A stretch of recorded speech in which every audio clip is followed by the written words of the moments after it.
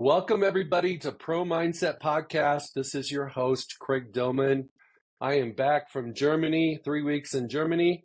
Today, we have on Pro Mindset a young lady from Washington, D.C., Sairan, and I'm not going to pronounce your last name because I don't want to blow it. Go ahead, Sairan. Aqrawi, Sairan Aqrawi. Yeah. Yes, okay. And she's an engineer, a business coach, and she's on Pro Mindset today because she is a business coach that helps people with their mindset, helps people discover their purpose, their hidden gems. She's a person that motivates people and helps people in the discovery process of finding a purpose that's perhaps greater than the purpose that they've been living for the last handful of years. So I want to thank you for being on Pro Mindset today. Thank you for having me, Greg. Glad to be here. Okay, so what is your story? If I summarize it in a few lines, my story started when I came to the United States, hoping and seeking the American dream back in 1997. I started a family, got married, have two beautiful children, went back to school, got a degree. And 2017 towards 2018, I discovered that I have way more than tech knowledge and skills to teach others. So I discovered that I can be a mentor, educator, and a coach. And I did not finish my doctoral in engineering because I thought that I can make a better impact than being a doctoral in engineering, to be rather being a coach and a mentor and helping others to fulfill their life and achieve their best self. Okay, so you mentioned the American dream. Where did you come from? North of Iraq. Okay, so north of Iraq. What does the American dream mean when you come from the Middle East? What is the perspective of people there when they see America and they see the opportunity and perhaps they want to move here? What are they attracted to and what are they thinking they're going to get that perhaps they don't get in their homeland? For me, it was not a choice. I was forced to come to the United States because I worked for the NGOs, and there was some retaliation threat about us staying there. For most of the Middle Eastern, to answer your question, back then, 1997, 1998, we seen a lot of American movie, always about Rambo and Rockies and all that celebrities, perfect life at the boat, and they are living their dream on Miami. A lot of people, that's the life in the United States. And that's what I had. That's the impression I had when I was in my 20s, when I moved to the United States. So back to your question, I've been asked this question before in many speaking platforms. And one platform owner, podcast owner, she asked me if I can write that chapter in a book. So I did write a chapter about the truth about the American dream, and it's in Amazon. So basically, answer that question you just asked me. What is really the American dream? Again, to me and for a lot of people who came from Middle East and other places, we think this is the land of dream, fulfilling your dream. Anything you want. You want to be a businessman. You want to be a businesswoman. You want to be an athlete. You want to thrive and be something more important and be known at your country. Oh, he's or she's the one who went to the United States and fulfilled that dream. We see it all with vivid colors, Greg. We see it very shiny. We see it very big. But when you come here and hit the reality, it's totally different. It's totally different. The minute I land at the airport, I know this is what I did. I embraced the unknown. Everything was unknown to me. The culture, the language. Although I was speaking English, but still I was not fluent speaking English. I didn't know much about the culture because I never lived in the United States. So when you hit the reality, you hit a lot of other facts, right? How to find a job, how to feel safe, how to find a community, how to continue doing the stuff that you used to do it in your country, which is add, joy to your life. So the American dream was different. My impression coming to US is totally different when I see it now, being here for 27 years. Okay, so now I'm going to go into what is the biggest difference So the American dream was Hollywood, movie stars, riches, fame, beaches, all those types of things that are in movies. In your 27 years in being our country, what is the biggest slap in the face that is not the American dream that you thought it was? I think the biggest difference between here and anywhere else, you can be anything you want. You have all the resources and the freedom, but in a good freedom, choosing the right choices. That doesn't mean if you have the freedom to do illegal stuff or and practice that doesn't add value to you, that you have the freedom to do it and test it. No. The biggest difference between here and when I come from my country, that's I know that the dream I have in my mind can be fulfilled here. If I really want to achieve it, I have the resources, I have the encouragement, I have the desire, I have the space, I have the platform to thrive. Not necessarily you have this in many countries, although now it's changed in Middle East. Now you see Dubai is getting close to how people live in New York. And a lot of business from the United States moving to Dubai because they are thriving there. But I'm talking back in my days when I came in 1997. It was not like that. It was limited resources. Women could not really thrive this way. So back then, the biggest difference for me, it was coming here and fulfill my dream. Okay. What does dream mean to you? A lot of people have dreams, children have dreams, and then the world, even the United States, beats you up about your dreams. And so you start thinking that's a dream for someone else. And you start shrinking your dreams. So when you're 7, you think you can be an astronaut, you think you can be anything. But when you're 17, you don't think about being everything. And then when you're 27, 37, 47, so on and so forth, they get smaller and smaller for most people. How do you look at dreams? Good question. Dream is the place that you really want to be there. If I dream to be a good writer, it will still a dream if I don't really take action on it. So the dream, my specific dream to be a writer, is me taking action, a competent writer. Take all the skills and mastery steps to be a writer. So to answer your question, dream is the place that you really want to be there and grow from there. It's the island, it's the empire. It's the space that you want to sit there and keep moving in. This is why we call it dream, because it does not look like the reality.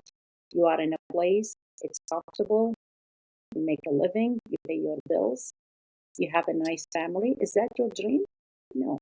Your dream is something right there beside the stars. That's the place you always think about it since you were a child. So the dream is the spot, it's the island, it's the refuge, it's the haven that you want to go there and thrive there. I love that. One of the things I talk about with Pro Mindset is that we all live on our own island right now, but we aspire to live on our dream island. And it's not where we're at. Obviously, if it's a dream, it's not where we're at because most of us aren't living our dreams. And we have to learn to build a bridge between where we're at and where that dream island, or get in a boat that's going that direction. How do you help your clients that have dreams build that bridge between where they're at and where they dream to be?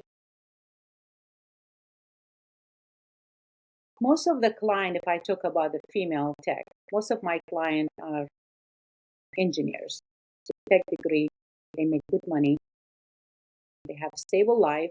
They come to me, they said, we hire you as a coach or as a mentor just to tell us what is missing. And I said, what do you mean? They said, we are married, perfect husband, great kids, big house, a job that pay very well, health insurance, but I feel no joy. I feel something missing. That's when the dream word comes. I said, do you have any dream? Yes, I do. What's your dream? Oh, I dream, when I retire to open my own company to do such and such. What you have done to achieve that dream? What do you mean? Nothing. So talking about the bridge you just asked me, Greg, how I help them to build that bridge between where they are as an employee, 9 to 5, towards the dream they are aiming for. And that bridge consists of one word: taking action. If they don't take action, there is no bridge. You're still dreaming. It's in the sky, in the clouds somewhere. That's the action and the discipline you are willing to take. So when they tell me I dream about this and this and this, okay, are you disciplined to do it? Well, this is on the way, time on the way, the kids on the way. Then you're still dreaming. The bridge between your reality and your dreamland is discipline and action. You have to discipline yourself and talk with your mind that I am taking action in order to take that bridge to go to that dream. What is step one Clarity. for, I'm sorry? Clarity. Always step one is clarity. If you are not clear where you're heading, don't waste your time. You have to be clear. You can't be all over the place. You can't tell me you want to be a business owner, an athlete, and a writer, and a perfect husband, and attend a network for your son, and la la. Clear. Be clear where you want to go. What is your clarity? And when you gain that clarity, Greg, that's where you can focus. Because without clarity, you're going to be attending everything. It's going to be a lot of noise around you. But when you're clear on the picture, you narrow it down to one thing and you focus on that one thing and you master it. First thing is clarity, always. Okay, so let's say I'm in that situation, I'm working with you, and I have a dream, and I get really clear on my dream. I get very specific about it. There's no ambiguity. What is step two? You clear where you're going, then I'm going to ask you this second question. What you have done so far before you talk to me towards that dream? If you tell me nothing, then I need you to take the second steps, which is write down 3 important things that will take you to that goal. Only 3, not 10, not 12, not 24. Just 3 things, 3 action that you need to take. Since you are clear, like you said, you're clear about your goal, right? So the next action, it's writing 3 things that will take you to that dream, to that goal. And then is the step three to actually do those three things? Like say those 3 things, 3 steps. Well, first one is clarity. Second Yeah, step is what have you done? What are the steps? What are the yeah, actions you need to take? What's the third step? Is it to actually do those things? yes. Take action. You make sure your mindset are ready to take the first action. Is your mindset really, or are you still thinking about something here and there? You know, no. What is your mindset telling you?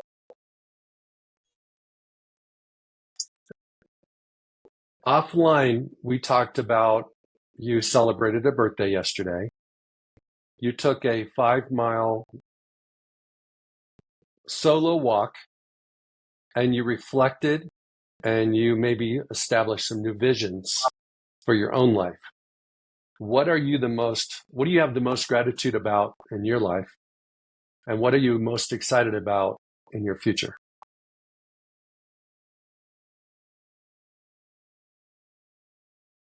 The most things that I was grateful for is really my positive mindset. And when I say positive mindset, that doesn't mean I'm happy all the time. That's not the reality. You can't be happy all the time. But I manage I'm not to, happy all the time. Come meaning on. like, No, I'm kidding. I'm kidding. meaning like I'm not bubbly all the time. I'm very I got, serious. I'm messing And if with you you. see me at work, totally different than when you see me as a friend having lunch or dinner. Because at work, sometimes I'm so serious, I don't even blink during the meeting. Like I'm really serious. I'm all about fact and number. But what I was grateful for yesterday when I was doing the walk, it was just being grateful about my mindset being able to not control, you can't control 100%, but I manage my emotion in a way not to stay in parking if the day didn't go well with me. And I'll give you an example. If I was planning yesterday on my birthday to have this celebration, go to the spa, have a haircut, do such and such, and things went different way. The haircut didn't happen, the spa canceled for whatever reason. My son got sick or my daughter got bit for a car accident. I will be upset, right? I'm a human being. I'm not a machine. I will be upset like, wow, I planned all these amazing things. And now look, my day ruined. But the things that I'm grateful for, that I manage my mindset in a way, I don't stay in that place for so long. I don't park. I don't park in that sad emotion. I talked to myself and I said, okay, it didn't go exactly the same I want. How can I change my mindset now to still be grateful that today is my birthday? So that's answering your first part of the question, saying when you walk, what you are grateful for most. I would say for my positive attitude, for me being able to make a day that didn't go well as planned is still going well and joyful. And How your do you, second, before you answer the second part of that question, please, how do you turn lemons into lemonade? How do you take a bad day and shift it into a positive day? by asking myself, what is this event trying to teach me? It's a bad event to make me upset. Someone was rude to me. Someone said something not appropriate on the social media, or my boss miscalculated my action. I stop and I ask myself, what this event trying to teach me here? Being patient, not to take it personal, which we all do. We take everything personal. I can be so negative going to Target and the cashier had a bad day and he answered me a certain way and I accusing him being racist. He's not even racist. He just had a bad day. He got a call from the doctor saying his son is very sick with some bad news. But we tend to take things personal. So this is how I turn my day or my emotion to something you asked from lemon to lemonade by asking myself, what is this event trying to teach me? Another thing that I think really helps, it's the same thing you're saying, is it's not happening to you, it's happening for you. And there's a lesson to be learned. And we don't know the burden that other people are carrying. So they could respond in a certain way to us. It has nothing to do with us. It has True. everything to do with something else. And we just happen to be in their space for a moment and we feel that negative energy and we think it's about us. And it isn't about us. It's about them. True. Totally. Yes. Yes. And we Okay. face that every day, Greg. We face it every day. At work, at business, with family, with kids, with partner. Sometimes it has nothing to do with you. You just have to have that mindset to read the event correctly and saying, is this really mean me or does it have a bigger picture? You just need to ask your question. Again, putting the responsibility on you, not to blame others and keep whining and blaming. Put it back to yourself saying, does this really mean me? I don't think so. Okay, let's go back to part two of that question, which was on your birthday walk yesterday, you had visions of your future. What was one of the most um, exciting visions you have for your future? It's funny you're asking me this because I haven't even shared it with my husband. Oh my goodness. Well, invite him He's in the room. Invite him in the room. Might as well tell us both at the same time. okay. It's not one. It's not one thing. But the most important things that am excited about in future, that's my ability to cut noise in everything. I'm no to distraction. Nothing will distract me anymore. Now I have the skills and tools. And it's embarrassing that I didn't have it earlier, being an engineer, being a tech person, 1+1 = 2. I tend to always be at, people serving their time, killing the time, venting. But now I know when the distraction coming close to me, I know how to cut the noise. So that's the most things I'm excited about, because this is how I know I'm going to achieve more, by not listening to the noise. Walk me through the skills and tools that you utilize to block the distractions. I think one of the things about Pro Mindset is the ability to block distractions, to Yes. be fully present in the moment, because both of us right now could be thinking about other things besides this podcast interview, and we wouldn't really be fully present. I might not ask you the best questions. You may not give me the best answers. We might not have the best discussion because we're really not here. But if we can both embody the moment, block out what we have to do after this, block out the stresses and the life, just the life stuff we have to do when we're finished, we can truly be here. So what are your skills and tools that you use when you need to block out distractions so you can be your best? One thing I do this technique when I attend networking, to answer your question about how I cut that noise and the distraction. If I attend that network, I'm fully present at that network. If I find out that network is wasting time and energy and is not adding anything to me, I'm not learning anything, and I'm not even also able to add anything to the network platform, I'll just leave. I cut the noise from the roots. I just cut it right there. I'm not going to stay there because my friend told me to stay, taking an Instagram picture, and they are offering a nice dinner. That's all can be replaced in a better option. This is how I cut the noise and I cut the distraction. I say, you know what? Thank you for inviting me. I think this is not the perfect match. I don't see any, collaboration happening here. I rather just to excuse myself and leave. So that's what I do. I cut it from very beginning instead of dragging it behind me. Excuse me, and saying why it's taking so long. So I just cut it very, very quick. Okay, so that is a valuable process if you're in a situation where you can leave.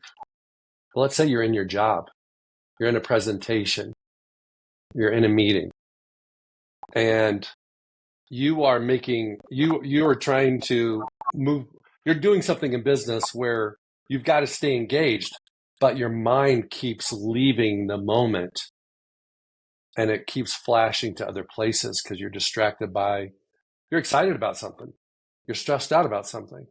How do you handle in the moment distractions when you can't leave the room?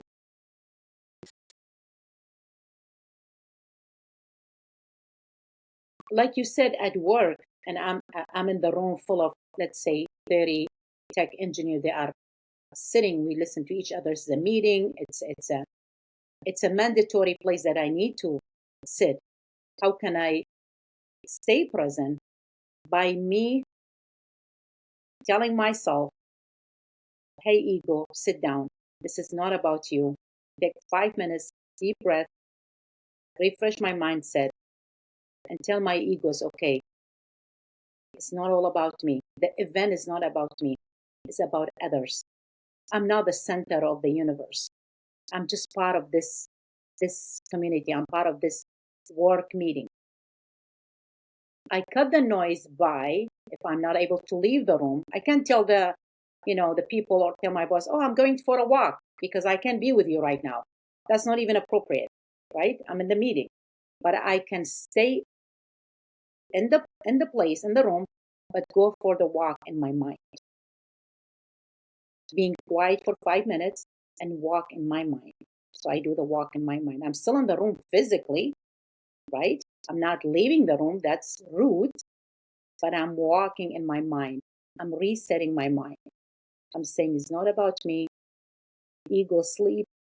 reset, all I need 5 minutes, maybe less than 5 minutes. And it's happened. I'm not lying to you. At work, many times happen. You get so upset, you just want to leave the room. Like, what is this?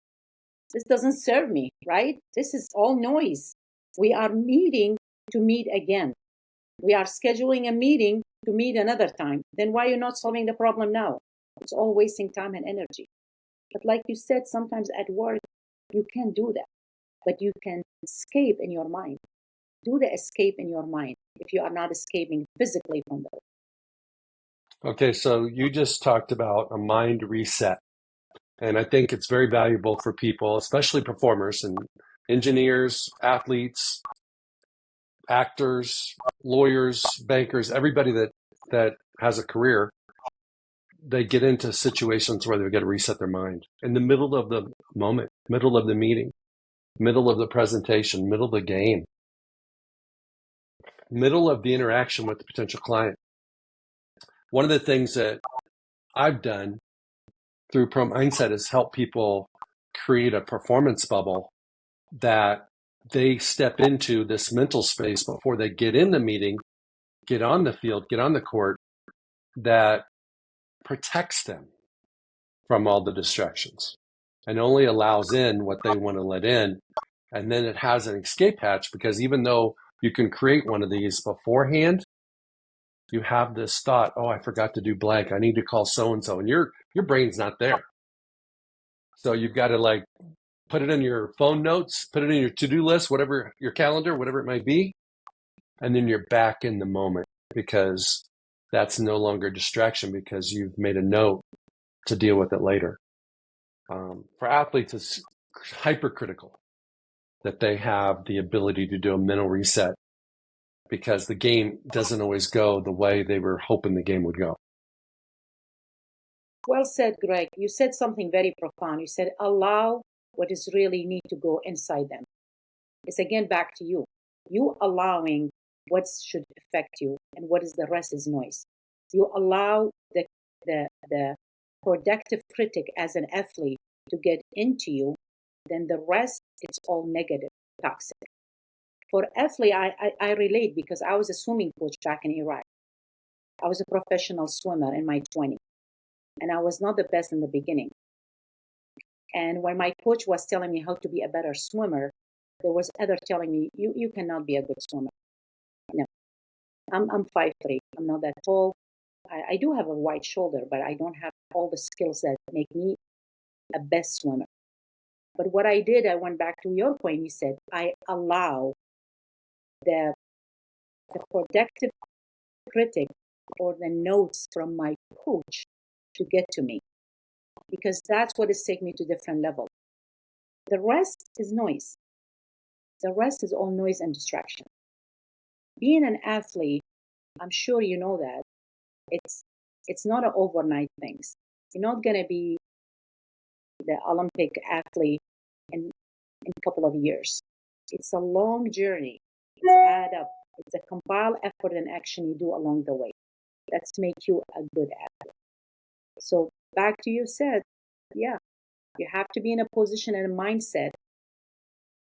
When you receive feedback, what you are allowing to get to you? What is affecting your mindset? Is it positive? Is it serving you? Does it take you to a different level of the game?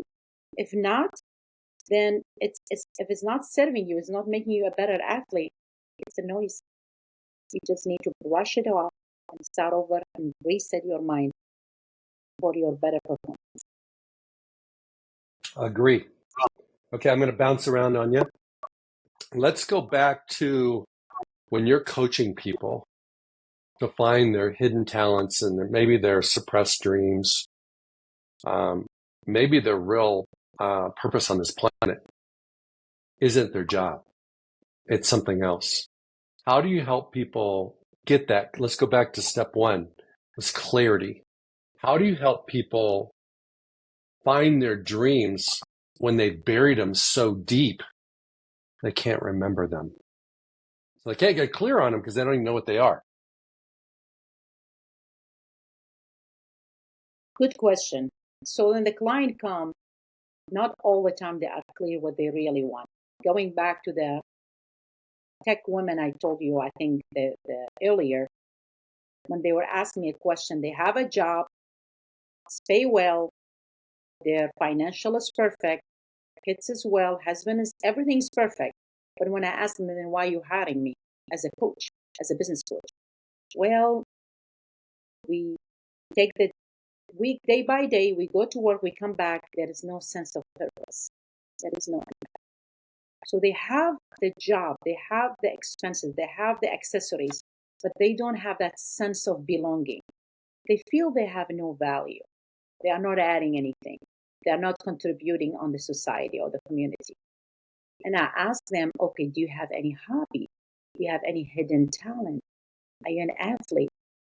Are you into sport? No. Are you into writing? I never write it. I never read a book. Are you into movie entertainment? No. Do you cook? No. Do you paint? No. Okay. What you have done in the childhood, when you were a teenage or when you were a child, what was one thing that you really loved to do for hours? No one is watching and you're doing it so well. You didn't even feel the time. You didn't feel the effort. And they start thinking, oh, I guess, yeah, I had that talent. I used to do things by hand, knitting and stuff by hand. Okay, what's happened to it? Well, I went to college. I studied engineering. I got busy. I got married. I got pregnant. That talent is done. Like you said, it's buried. They buried because of the life event. You still have it. There is no hidden gem dive. Never. You might have it buried for 30 years. You still have it. It's a matter for you to gain the clarity, be open to your coach and mentor, and say, you know what? I've been in the tech world, but I always been the handyman. I always make table. My family's so proud that I can fix anything. Oh, so you are a handyman. And the minute the client changed, their tone changed, their eye lit up, and their body language changed, that's mean they are talking about something exciting. They are not just talking, yeah, I went to work, I pick up my daughter from the soccer training, and yeah, when we're home, we had dinner. But when I start writing, the minute they say the thing they really love, their hidden gem, their tone, their body, everything changed, Greg. And I stopped them right there. I said, stop right there. What did you just say? Oh, I just write. No, it's nothing. It's nothing. It's not. I just write blogs. About what? Oh, I love to write about sport. Okay, right there. How? Well, no, nothing to mention. No, that's your hidden gem. You need to tap on and you need to kind of make them brave to talk about it more. So, kind of like peeling the onions, what you do in coaching. I pick up that point, which is excite them, and I ask them more and more questions. And that's how we know they have something hidden. They don't have the courage and confidence yet to share it with the universe. Well, one of the things that I do is I help former NFL players find their purpose after their careers are over. And they many times are so focused on football that they don't know what their hobbies are, all those type of things, and what their purpose should be moving forward, what their career should be. And I tell them it's the intersection of where you're naturally talented and you're naturally interested. So you've got some game, you got some talent, and you're interested. That's kind of where you're probably going to be. That's the place. That's your dream island, because there's no limitations on when there's no limitations on money, resources, and time, and you can do whatever you want. You're going to do something you like, and you're going to do something you're good at. Very few people have a dream, and they got to start at square one to figure out how to do it. No, they did it before they became a parent or before they got a career, before, they did it at one point in time. They dabbled in it, but they had to put it on the back burner because life got in the way. It's a discovery journey. I mean, what you said, you helping those athletes after they finished with their, elite sport years and they are ready to retire. I don't think they can even retire. They have other things in them. You kind of coaching them and guiding them towards what is that other things? What is that hidden gem on them? What is that passion that married to the skills? Because you need both. You can't just be passionate about something and thrive. You need to earn the skills. You need that skills to make that passion something that bring you money as well. Because we can't just dream, oh, you are this and that, and just dream about it. Okay, we need the money to pay our bills. I'm passionate about it, but how can I make that passion? How can I make it work for me? And I work for that passion. So it's the skills and the action that, again, you do towards that passion. And going back to what you do with the athlete, I'm a coach for SBT, stand beside them, for the veteran. And they are veteran, they, finish their term and time and coming back, kind of guiding them how to go back to the civil life. It's totally different than to being on, being a veteran overseas and coming back and facing all those rules and regulation and ethic and AI and change in technology. It's a long journey, but they have something in them. It's, as a coach, my responsibility is to discover and helping them, guiding them towards bringing that talent, polish it very well, and make it a job so they can master and make money out of it. Monetize their passion. You can monetize your passion. That is Monetize, yes, yeah, I'm sorry, I missed the word, yeah. So yeah. that, I think I use it in my Instagram, monetize your talent. I think something like that, yeah. You have the talent, but how you can monetize it? Because I can't tell client, oh, you love painting? Good, keep painting. Okay, but she had kids, she had bills, she had liability, she had obligation towards her mom or her in-laws. She's taking care of elderly. I can't just tell her paint and stay in the garden and just paint. How can she make that skill something that bring her money? How to monetize that? Absolutely. You also specialize in leadership development. How do you help people develop their leadership? I always have the same answer. Be yourself. You be the role model. You can be a leader if you are not a role model. I am older than my team. They are younger than me. I cannot tell them to do something in order to be a leader if the leader himself or herself are missing that character. Meaning, if you are not a role model, how are you expecting your team to do better? You need work yourself. How your team will learn from you. Same thing with parenting. I don't preach my kids. I have two kids in college, 20 and 22. I always tell them this. When I advise you or I talk to you, I don't want you to believe me, or I don't want you to follow me or not believe in me. I want one thing from you to think about it. Go to your room and think about what I just said. And most of the time they do the right choices. And when I asked my daughter why, she said, Mom, it's obvious because I see what you're doing. You are like a role model to me. I cannot do bad things because it's kind of like it's not going to work. She's doing it in her midlife. I cannot do it in my 20s. Same thing back to the leader.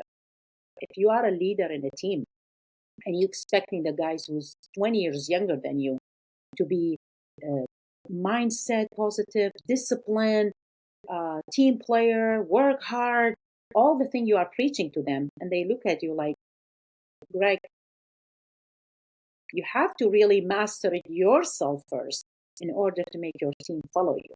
So to answer your question, that's what's make you a good leader, by being competent, by mastering the skills that you are teaching others. That's what's make you a good leader. I would add one thing to that. I have a son that plays quarterback, and when you play quarterback, you have to be a good leader. And I give him ideas and feedback from time to time. And he always challenges me and says, Hey, Dad, I just got to be me.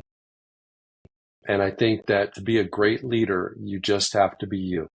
You have to trust that God created you for this purpose, for this Yes, opportunity, for this leadership role.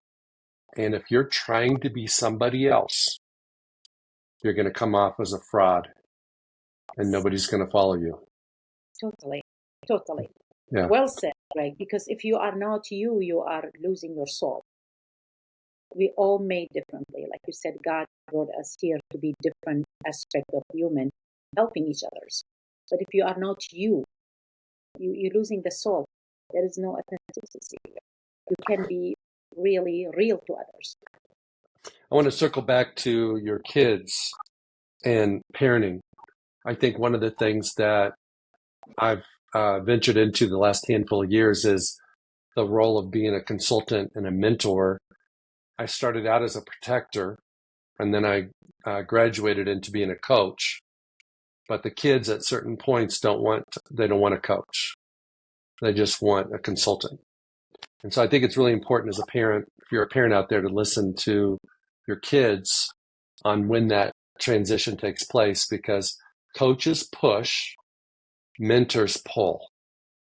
And when you're coaching your kids and pushing your kids when they don't want to be pushed, all you're going to do is push them away. Where if True. you're pulling them and mentoring them and consulting for them, you're going, hey, you can do whatever you want. You know, this has worked for some people. This didn't really work very well for some people, but it's your life. You get to decide your path. They're going to stay close to you, and you're going to stay in relationship compared to pushing them away. Totally. Totally. What you're doing, you're building the immune system in the house. You can't control what is out there. You can't control the street. You can't control what's happening when they go out with their friends. But if you build a strong immune system, which is consists of support and love, they will always come back to you. I tell my both kids, I'm not expecting you to have zero mistake or zero disappointment with me. You are growing. I mean, you are not baby anymore. I can take you to Chuck E. Cheese and expecting you to be happy. You are in college. You have pressure.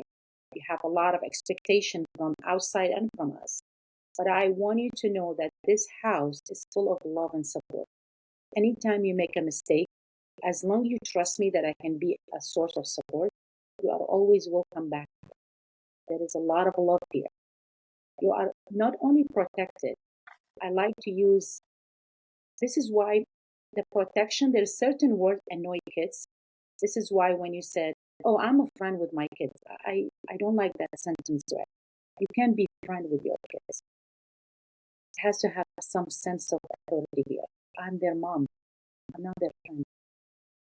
They trust me, but I'm not their friend. We can't change the rule here. You are a parent. I give birth to them. They are a piece of me. I'm not their friend. Friend, they don't deliver you. Friend are friend. I'm their mom. Different role, different attention. Well said. Well said. Well, is there anything that you would like to add today that we didn't talk about that you would like to share with our audience? I think one thing I just, for the sake of the, bringing more clarity and focus to the audience is when people tend to be, you know, going by their life so quick and going to work, having kids, paying the bills, they forget to take the pause for a short time and rethink and recalculate what's happened to their life. This is why after COVID and during COVID, 40% around the world changed their job because we all shut down, stayed home, and we thought about our real purpose in life. This is why when the world opened back again to normal work, work days, people change their job, people change their niche, people change their niche in business because they find out when COVID hit, that's not really what they want to do. So I encourage all your audience and listeners to recalculate, reevaluate what they are right now. It's not late. It's never late to find your true self. Make your mindset clear. Sit down with yourself without any pressure from outside. Cut the noise and gain clarity. What do you really want to continue doing in order to leave an impact? Don't just be a regular person leaving this life with a couple of pictures in the funeral saying he was or she was a good person. That's not enough. You need to be impactful. Being a good person is not enough.